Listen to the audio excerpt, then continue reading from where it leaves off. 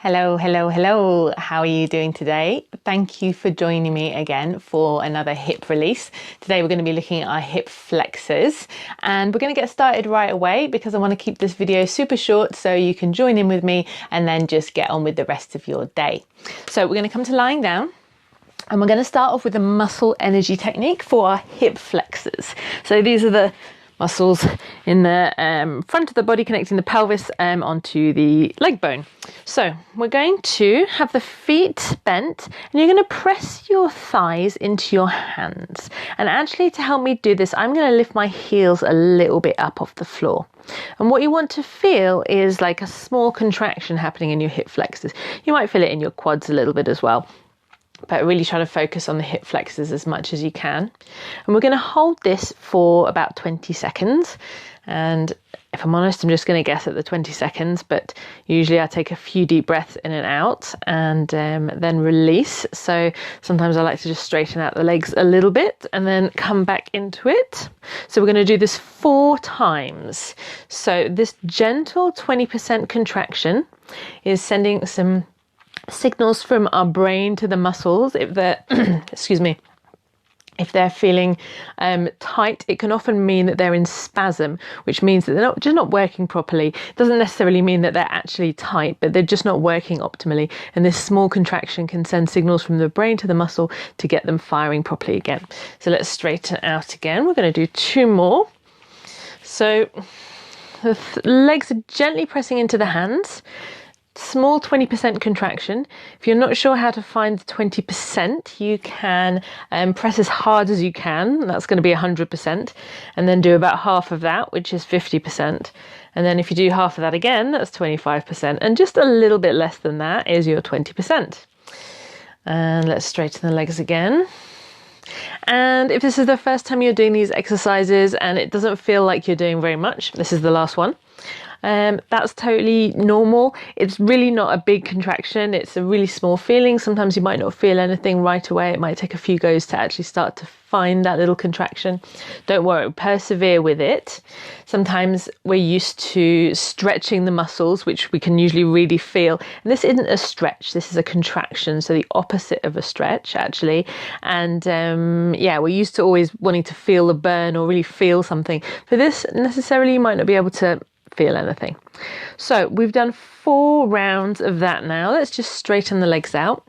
We're going to do a very simple exercise just to contract the opposite muscles, so the hip extensors. And by contracting the opposite muscles, this is going to further release the hip flexors. So we're going to do a little hip bridge. So arms down by the sides and relaxing the shoulders. You're going to squeeze your glutes and use your hamstrings, picking the hips up off the floor. And you can keep this quite small, particularly if you've just got straight up from your desk to do this.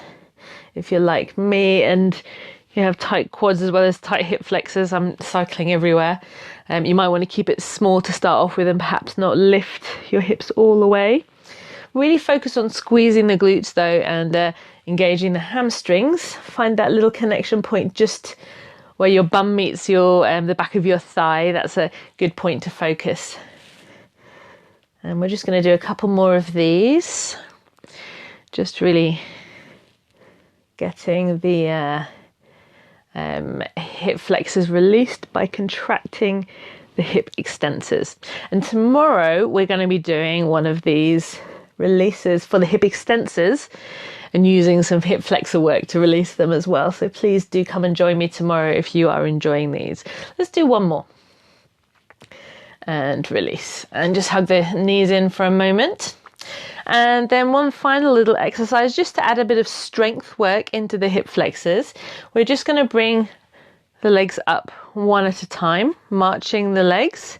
If this is super easy for you, you can come into tabletop position and tap the toes down, really focusing on the upward trajectory of the movement. Obviously this is a bit of a core challenge too. And if you really want to challenge yourself a bit more, if that one's easy, you can extend the leg a little bit further along the floor. You always choose your own adventure and pick the level that works for you today. So if you're enjoying these exercises but not sure how to make them work for you, I'm opening up my Strong Motion program for the last time this year, where you get some bespoke coaching from me and we do assessments online to see where you're at. Let's do a couple more of these. We do online assessments to see where you are at, and I give you variations of these exercises and a strength and flexibility program to suit you and your goals. And as well, we talk about developing a regular sustainable practice, and if you are a dancer as well, we can incorporate some dance technique as well. So if that's something that is of interest to you, please pop a little comment in the comments below, or you can shoot me a private message if you like. If you know of someone who needs that, then please do let them know about it, or please feel free to share this video if this has been of use to you. If you have any questions, please drop them in the comments. I'm going to sign off now to finish this video and keep it nice and short. Hopefully it's been a nice wakening up of your hips if you've been sitting all day, or even if you've been standing all day for your job. Whatever you've been doing, it's a nice way to just wake up the hips at the end of the day. And yeah, I think that's it. Hopefully you've enjoyed it. Let me know, and I will see you next time. Take care. Bye bye.